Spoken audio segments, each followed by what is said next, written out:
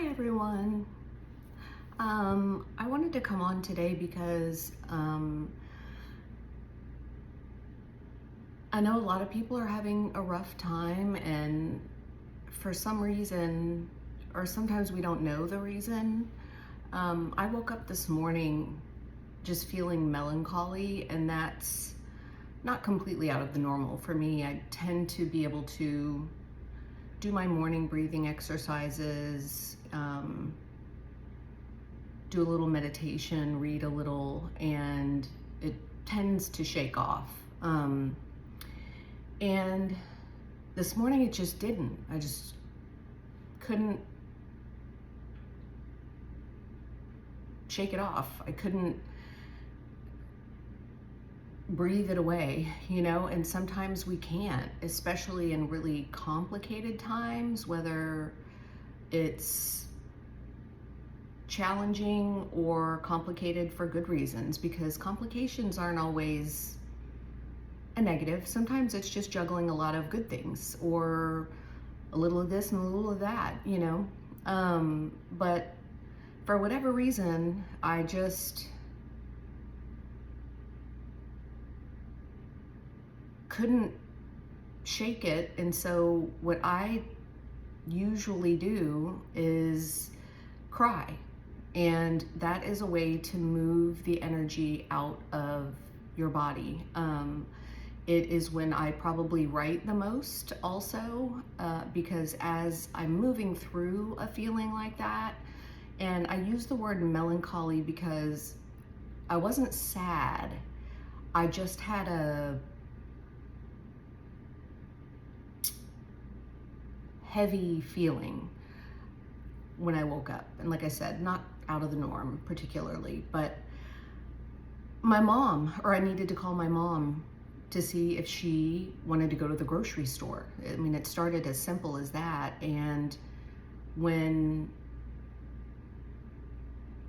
you're in a space like that and you hear someone that you love that much, I just immediately started cry talking with her, and she just kind of, obviously soothed me and tried to figure out what to say, and even figure out exactly what was going on, because I was having a hard time expressing it. And sometimes that's okay, and it was,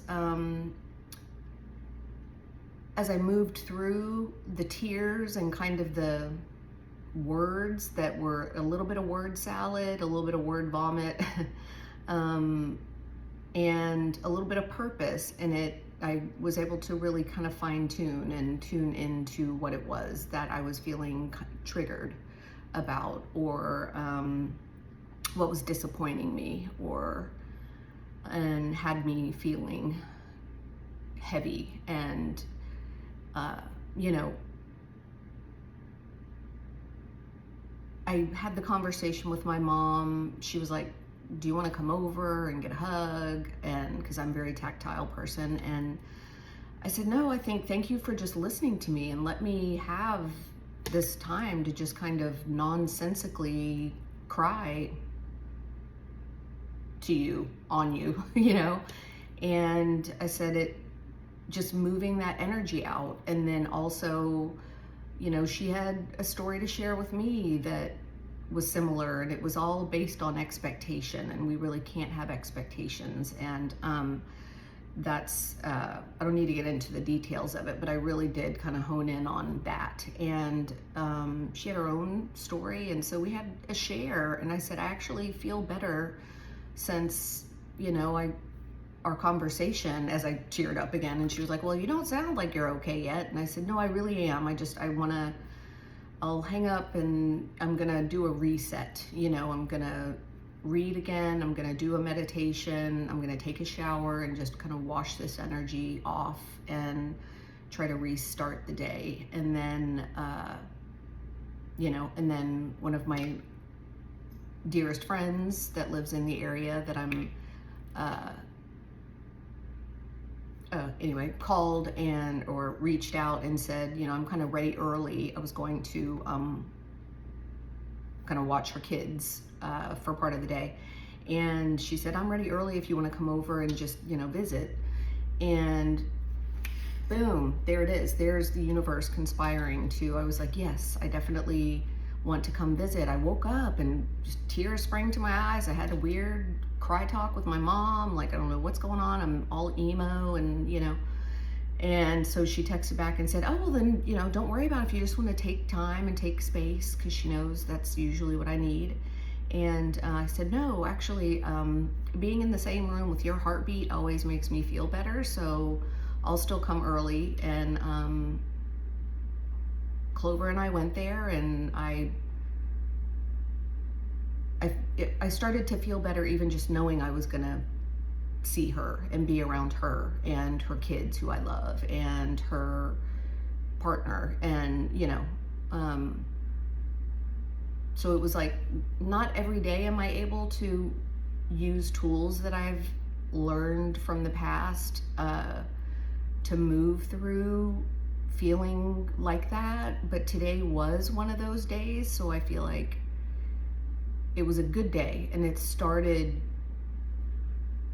complicated, but it I just got home and fed Clover. We got home past her dinner time, which she was not happy about, but got her fed and washed my hands and said, I feel like this is a share. So I just wanted to hop on, and I feel like I'm kind of speaking into the void at this point because I don't really have followers. I'm still building an audience, and I don't know who is gonna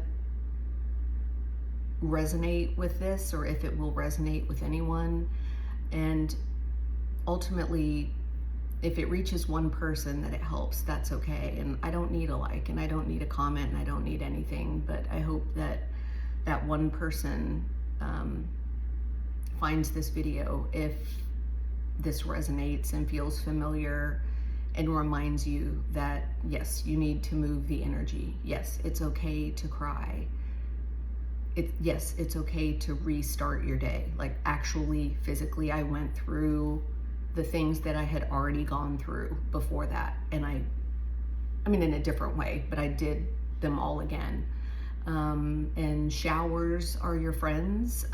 If you can't take a shower, even just, my friend Hayes taught me, just brush energy off, just brush it off.